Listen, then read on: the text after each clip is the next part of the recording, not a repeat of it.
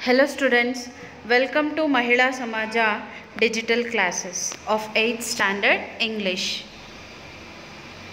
In today's class, I'll be doing the lesson that is unit 3 in that poetry, that is No Men Are Foreign.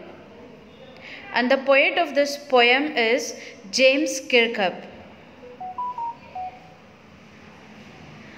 This poem talks about the concept of global brotherhood and equality without any place for any kind of discrimination. And it says that since we have a common source of origin, discrimination makes no sense. The poem was written at the time when the entire colonial world was revolting against their oppressors and had just come to a close. Now first let us know about the poet Mssklr. Mssklr, he was born on 23rd April 1918 and he was a prolific English poet. He was a creative English poet and he was also a translator and a travel writer. He nearly wrote 30 books including autobiographies, novels and plays. He also started writing simple verses. And the simple verses means 4 lines poem and rhymes from the age of 6. He started writing from the age of 6.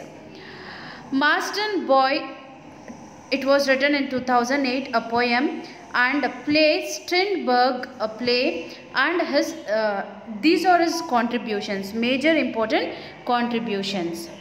He was honored by many countries. And in this poem, the poet gives us a message about universal brotherhood. First, let me read the poem once. Remember, no men are strange, no countries foreign. Beneath all uniforms, a single body breathes like ours. The land our brothers walk upon is earth like this, in which we all shall lie.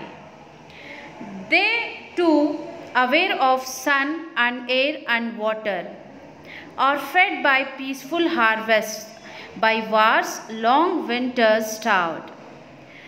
Their hands are ours, and in their lines we read a labor not different from our own. Remember, they have eyes like us that wake or sleep, and strength that can be won by love, In every land is common life that all can recognize and understand. Let us remember, whenever we are told to hate our brothers, it is ourselves that we shall dispossess, betray, condemn. Remember, we who take arms against each other, it is the human earth that we defile. Our elves of fire and dust outrage the innocence of air that is everywhere our own. Remember, no men are foreign and no countries strange. Now let's see the glossaries of this poem. Let's know the meanings of the words of this poem. The first one is, beneath all uniforms a single body breathes. It means all are one though appearances are different. Peaceful harvests. It means to live with no hatred. Strength that can be won by love. It means only love can win strength, not another form of strength. Next, hells of re and dust means it means references to evil effects of war. Uniforms means note that the poet has soldiers in his mind. Disposes, it means to disown. Betray means to be disloyal. Condemn means to express a strong disapproval of some work. Next, arms, it means fire arms. Next, defile.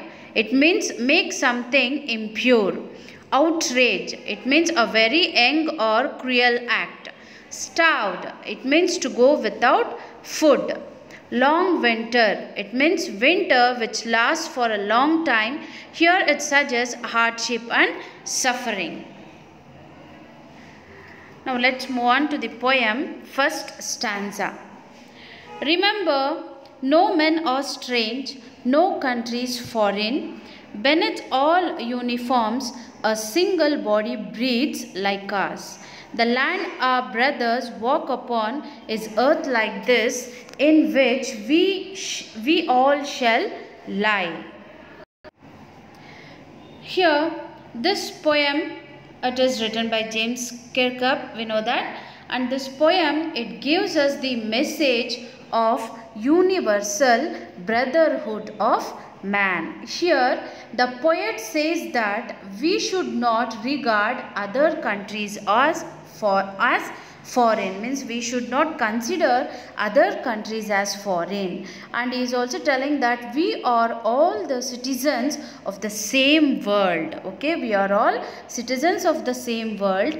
People of different countries, okay, people of different countries, they wear different kinds of clothes, but under their different clothing, the human body is the same everywhere. All are one here, but the appearances, it is totally different. But here, human body, it is the same everywhere. Okay, remember, no men are strange and no countries foreign. Beneath all uniforms, a single body breathes. Means here, it may be like people may wear different kinds of clothing and their dressing, it may be different.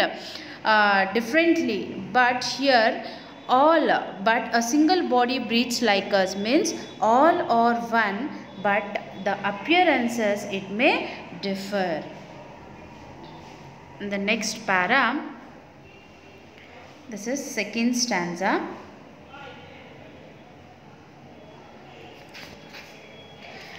They too, aware of sun and air and water, are fed by peaceful harvests, by war's long winter starved.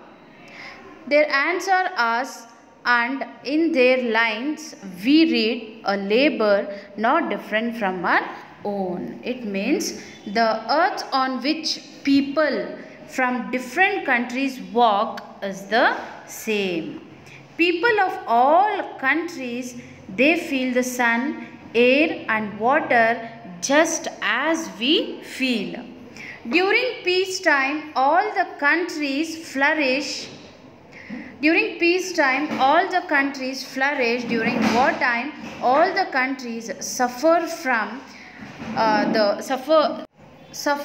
the stage of food and other difficulties. Even they will be facing the problems as we do. But here the people, they feel the sun, air and water just as we do. Next para. Remember, they have eyes like ours that wake or sleep, and strength that can be won by love. In every land is common life that all can recognize and understand. This stanza means that the people have eyes that can wake or sleep like us. Okay, they have the eyes as we have that can wake or sleep like us. Their strength can be won by love. Okay, the strength, it can be won by love. Or our enemies also have the same kind of eyes the way we do. Okay, the enemies also, even they'll be having the same kind of eyes the way we have. And eyes that see, sleep and wake. Okay, even they'll be having, even the enemies also will be having the same eyes that see and sleep and wake, same kind. And we both have physical strength that can be won by brute force, and the strength of the art that can be won by love. Every population of every nation in this world, it recognizes and it also understands the true essence of the common life of the people. Next, fourth para. Let us remember whenever we are told to hate our brothers, it is ourselves, that we shall dispose, betray, condemn. Remember, we who take arms against each other. This stanza means here, this makes us remember that whenever we are brainwashed and compelled to hate and kill our brothers, okay, and we only deceive, okay, here we only deceive, disown, betray and condemn ourselves to the curse of plaguing bloodthirsty arms against each other. Means here the poet tells us that if we are told to hate our brothers, okay, if we are told to hate our brothers, if we hate our brothers, and then it is ourselves that we shall dispose, means that we shall disown, and betray means that will be disloyal and condemned. We should respect everyone, or we should love everyone, okay, we should not hate our brothers, or we should not hate any other peoples of other countries. They should be universal brotherhood.